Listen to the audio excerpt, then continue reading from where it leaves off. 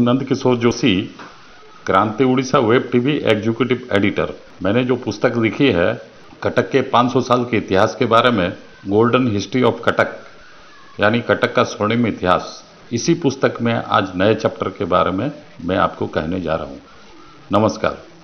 आज मैं चैप्टर आरंभ कर रहा हूँ बहुत ही सरल, सादगी पसंद, ईमानदार छवि वाले एक उड़ीसा के मुख्यमंत्री के बारे में, जिनकी सादगी सारे भारतवर्ष में विख्यात है और सच्चाई भी विख्यात है। इनका नाम है नवकृष्ण चौधरी। पूरे गांधीवादी नेता, राष्ट्रवादी नेता, स्वाधीनता सेनानी और निष्कलंक छवि। इन्होंने थोड़ी सी बात पर ही मुख्यमंत्री पद का भी त्याग कर दिया था। इनका नाम है नवकृष्ण चौधरी। कटक के ये वासिंदे हैं। कटक में ही इनकी सारी स्कूली शिक्षा वगैरह हुई। इनका मकान सब भी कटक में ही है। मैं आ रहा हूँ नवकृष्ण चौधरी के बारे में आप लोगों को कुछ बातें कहने के लिए। उड़ीसा के पूर्व मुख्यमंत्री नवकृष्ण चौधरी का जन्म 1901 के 23 नवंबर कटक के साहबजादा बाजार में हुआ था। यह साहबजादा बाजार कटक का उस समय का खास इलाका था। कचेरी कोर्ट के पास था। इनके पिता कटक के उस समय के प्रसिद्ध वकील थे। नाम था इनका गोकुलानंद चौधरी। वर्तमान यह घर स्वराज आश्रम के नाम से जाना जाता है, जहां से अंग्रेजों के समय यह उड़ीसा में कांग्रेसियों का मुख्यालय हुआ करता था। अर्थात स्वाधीनता संग्राम का मुख्य केंद्र था उड़ीसा में स्वराज आश्रम।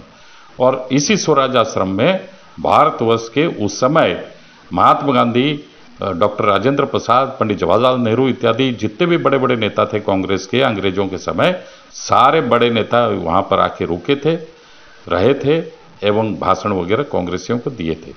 उसी स्वराज आश्रम में इनका जन्म हुआ था नवकृष्ण चौधरी का। इनका पर्सनल पैतृक मकान था। बाद में इन्होंने कांग्रेस को दे दिया एवं देश को दे दिया, समर्पण कर दिया ये मकान को। 16 वर्ष की आयु में इन्होंने कटक की प्यारी मोहन एकेडमी स्कूल से मैट्रिक परीक्षा पास की। तत्पश्चात रेवेन्सा कॉलेज में दाखिला लिए। वहां उस समय उनके साथी थे उड़ीसा के जाने माने तथा प्रसिद्ध लोग नित्यानंद कानूनगो, लोकनाथ पटनायक, जदुमणि मंगराज और डॉक्टर हरेकृष्ण महताब। ये सारे स्वाधीनता संग्राम के बारे में सारे दिन भर चर्चाएं करते रहते थे कॉलेज के समय। सारे के सारे दोस्तों ने एक साथ पढ़ाई छोड़ी और स्वाधीनता संग्राम आंदोलन में एक साथ कूद पड़े। यह 1921 का वाकया है। उसी साल आंदोलन करते हुए राजकृष्ण बोस गिरफ्तार हुए। राजकृष्ण बोस होते हैं उड़ीसा के प्रथम राजबंदी।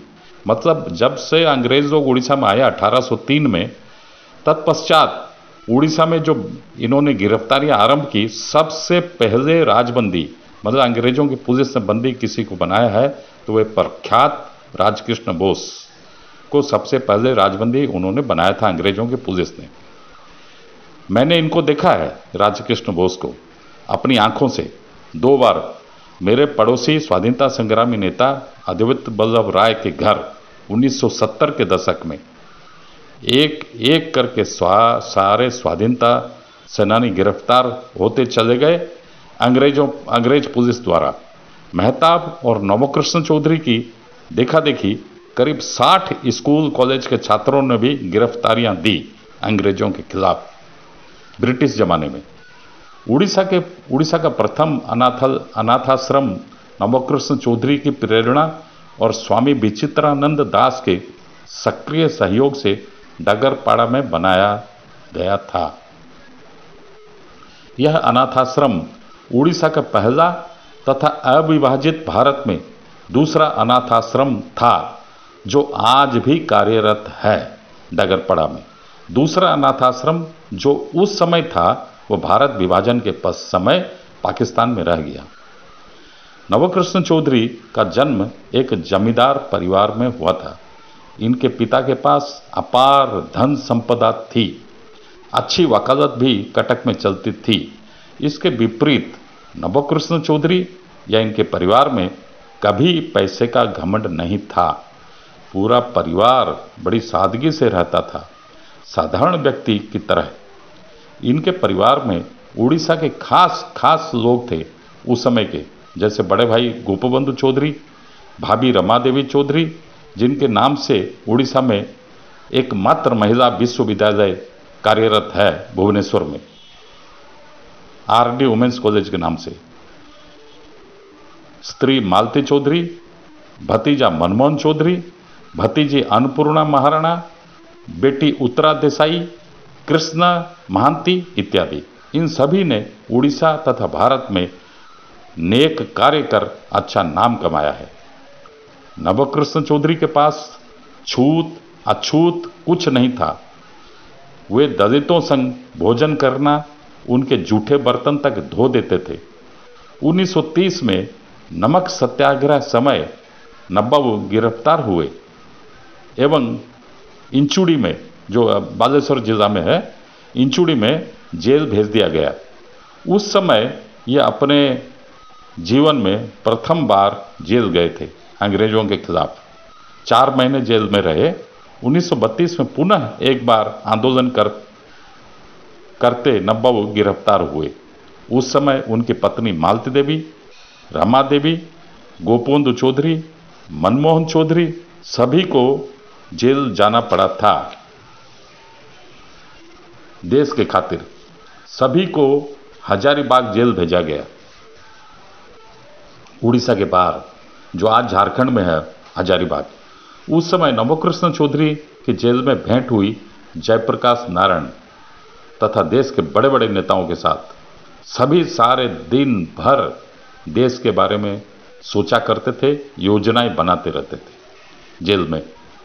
1936 में 1 अप्रैल को उड़ीसा स्वतंत्र प्रदेश बना तथा 1937 के प्रथम चुनाव में नवकृष्ण चौधरी तिरतोल एरसमा निर्वाचन क्षेत्र से विधानसभा में चुनकर आए थे।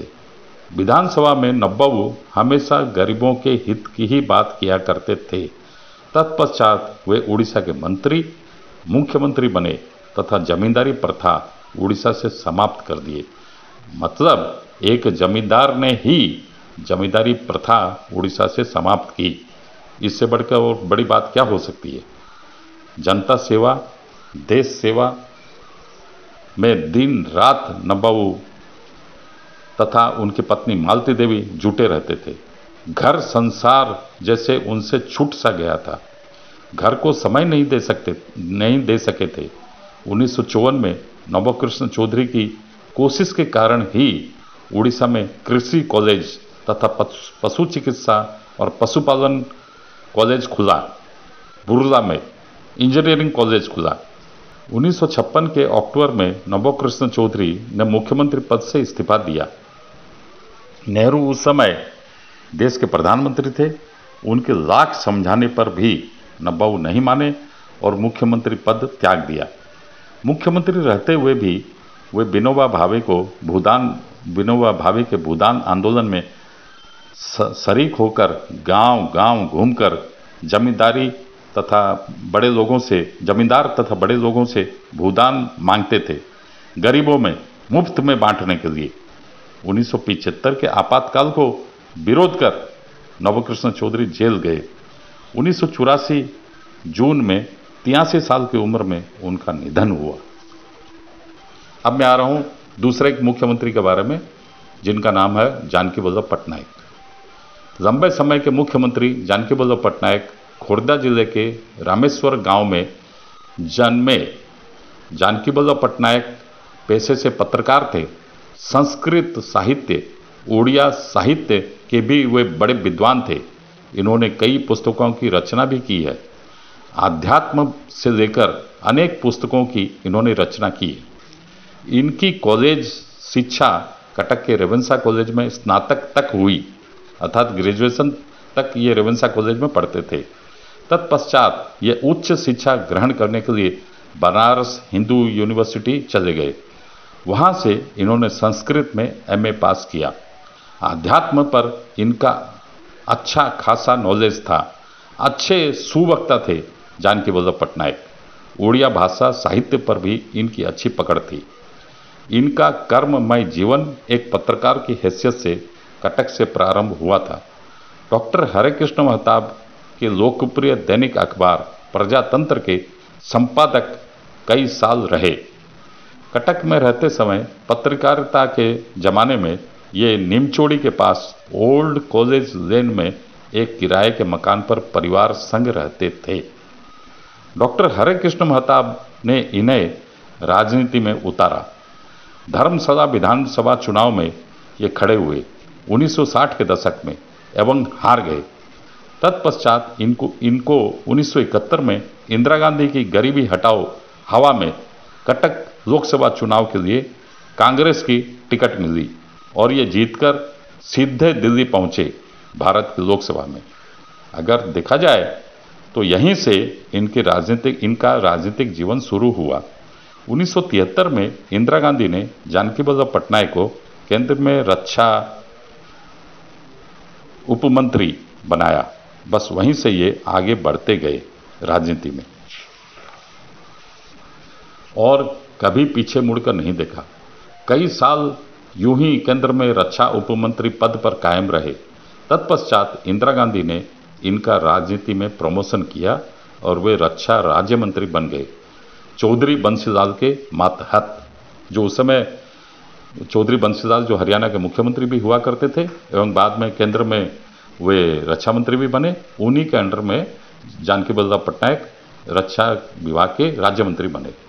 1977 में लोकसभा चुनाव हुआ। देश भर में अधिकांश कांग्रेसी चुनाव हार गए।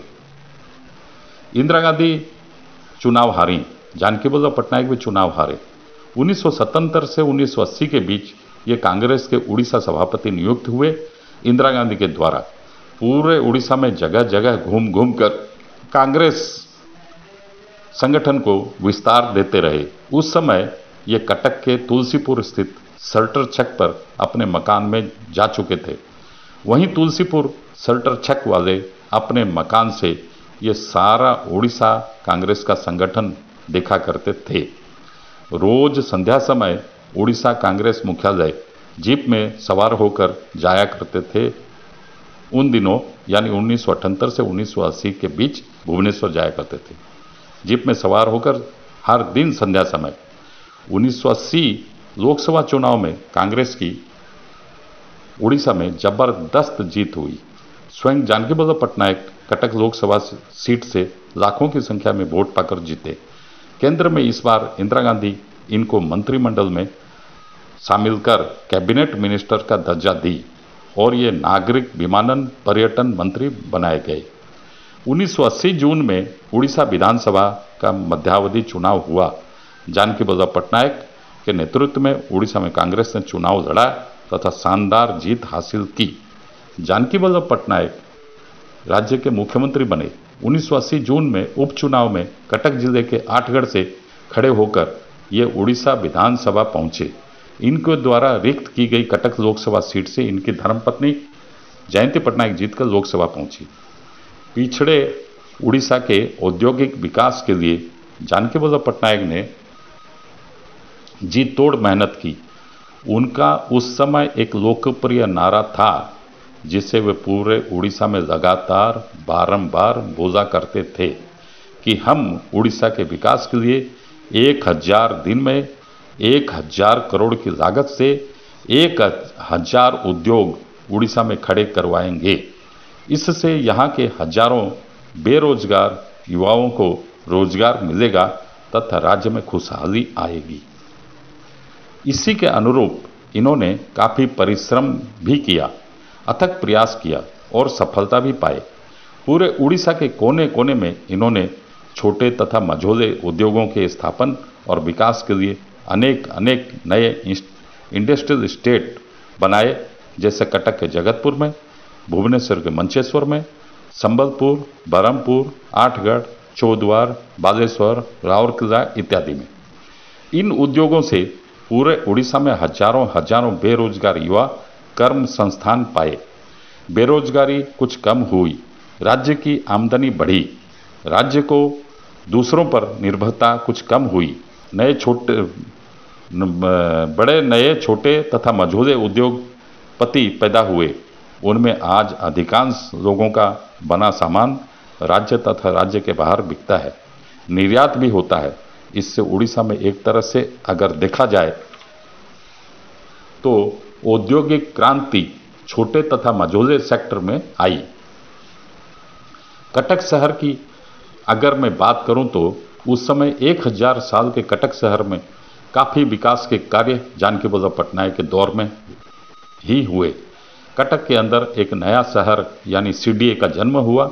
इस नए शहर यानी सीडीए की परिकल्पना दूरदर्शी जानकी वल्लभ पटनायक एवं मंत्रिमंडल सहयोगी बसंत बिस्वाल की पॉजिटिव सोच का ही नतीजा है। इसके अलावा बढ़ी ट्रैफिक को ध्यान में रखकर जानकी वल्लभ के ज़माने में ही कटक में कार जोड़ी और महानदी को जोड़ते हुए एक रिंग रोड की स्थापना हुई। नदी के अंदर से जगह निकालकर इसका निर्माण हुआ। लोगों का तथा उनके वाहनों का आने जाने में काफ़ी सहूलियत हुई। इस एक नेक तथा बड़े कार्य के कारण से रिंग रोड के बनने से लोगों को काफ़ी आने जाने में सहूलियत हुई, आवागमन में सहूलियत हुई। खेल कूद के विकास के लिए कटक के प्रसिद्ध बारावटी स्टेडियम में गैलरी पर गैलरी का नया निर्माण हुआ। करोड़ों रुपया इस पर सरकार ने व्यय किया।